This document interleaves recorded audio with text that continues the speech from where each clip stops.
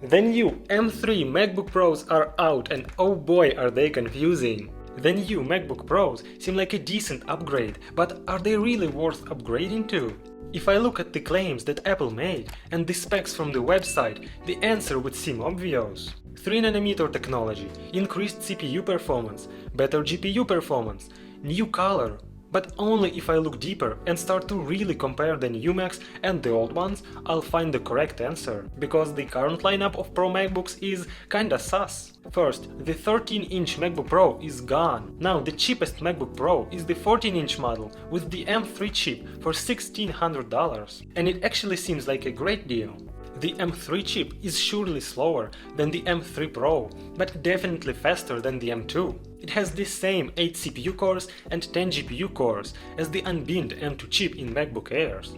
It also comes with 8 GB of RAM, which is kind of a bummer. We were hoping to get 12 GB at least, but the SSD is now 512 GB instead of 256. Hopefully, Apple will use 2 memory chips, which should help slightly compensate for the lack of RAM. And as for those performance improvements, they seem crazy when compared to M1 chips, and a bit more modest when compared to the M2. Apple claims the performance cores are now 15% faster and GPU cores are up to 30% faster than on the M2. These numbers to me sound like a healthy, generational improvement that will be fully utilized on the Pro and Max chips.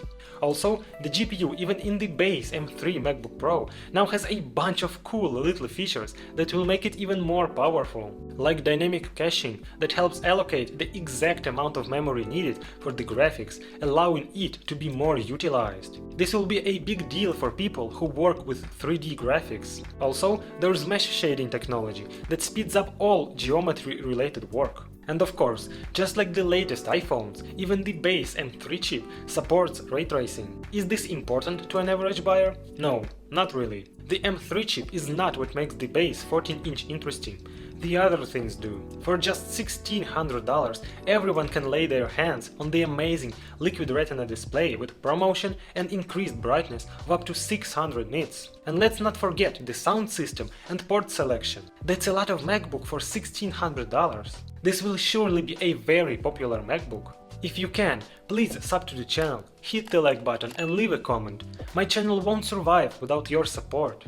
So okay, the base M3 MacBook Pro is kinda hard to compare to the M2 machines. What about the M3 Pro and M3 Max? Don't know about you, but I am more excited about that new space black color. Black MacBook? Yes please! We haven't seen that since 2009. The Midnight M2 MacBook Air came the closest, but still wasn't black enough. Now Apple has figured out the black coating that hopefully will be durable and resistant to fingerprints. At least that's what they claim. What's under the hood? The M3 Pro now starts with 11 CPU cores, with 5 performance and 6 efficiency core arrangement, and goes up to 12 cores. M2 Pro has 10 cores in the base machine, but the same 12 cores in the upgraded one. Apple claims that in terms of CPU, M3 Pro is up to 20% faster than the M2 Pro, and this is adequate. 20% CPU improvement is a lot, but Apple raised the bar with M-series chips so high that it is really hard to beat it.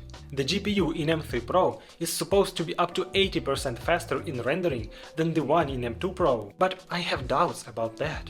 Mesh shading and dynamic caching are cool, but what about the sheer core count? Because the M3 Pro has 14 GPU cores standard and 18 in unbinned version. The M2 Pro has 16 GPU cores standard and goes up to 19 cores. The math here is simple.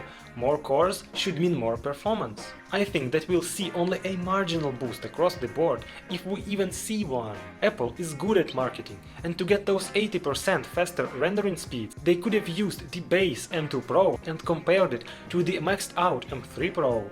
The new M3 Pro MacBooks also start with 18 GB of RAM instead of 16. Sounds like an improvement, right? Well, from what I see, this will be a 3-chip configuration, which should have a lower bandwidth than the dual-channel configuration, totaling 16 GB on the base M2 Pro. I have a great video about choosing RAM on MacBooks, be sure to check it out. So there's a chance that in real life, the base M3 Pro MacBook will be slower than the base M2 Pro. Max RAM on M3 Pro is 36 GB, which is 4 GB more than on the M2 Pro. And the memory bandwidth on M2 Pro is actually higher than on the M3 Pro. 200GB per second instead of 150. With the M3 Max, the situation is different. The M3 Max now has even more CPU and GPU cores. M2 Max has basically the same CPU as M2 Pro, but M3 Pro takes it up a notch by having 4 more performance cores than M2 Max. The GPU on M3 Max also got more cores, now totaling 40 instead of 38. The RAM size is once again higher on M3 Max, up to 128GB starting with 48. On M2 Max it's 96, starting with 32. The memory bandwidth on this side is stated to be the same, 200GB per second. After looking at these new specs, I can say a few things. On paper, the upgrade seems decent and justified, but where it all kinda loses sense to me is when I start to actually compare the base M3 14-inch MacBook Pro to the base M2 Pro machine that now can be bought at a hefty discount. Look, Apple sells the refurbished M2 Pro for the same $1,600 as the M3 14-inch, and the M2 Pro machine will be better in almost every way. It will have more CPU cores, more GPU cores, more RAM, it will be more powerful, and that's a fact. The only downside is the lower display brightness, 500 nits instead of 600, and trust me, that won't be noticeable. Also, the M2 Pro has more Type-C ports, 3 instead of 2.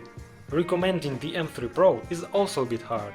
Until we actually see tests, we won't know how better or worse the performance is. I have some doubts that less GPU cores will give higher performance than the chip with more GPU cores. And the CPU, even on the old M1 Pro, is still super fast, so the M2 Pro will not be that far behind the M3 Pro.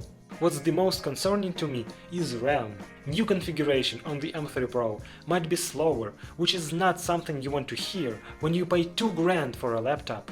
So even in this case, it might be smarter to buy the refurbished M2 Pro instead. $300 extra for the M3 Pro does not really justify 1 extra CPU core, 2 less GPU cores, 2 extra gigs of RAM and 100 nits of added brightness. These new Macs are interesting, but I don't think they are worth upgrading to from the M2 machines. If you have the M1 series MacBook Pros, then go for it. Stay tuned for more videos, thanks for watching, see you in the next one.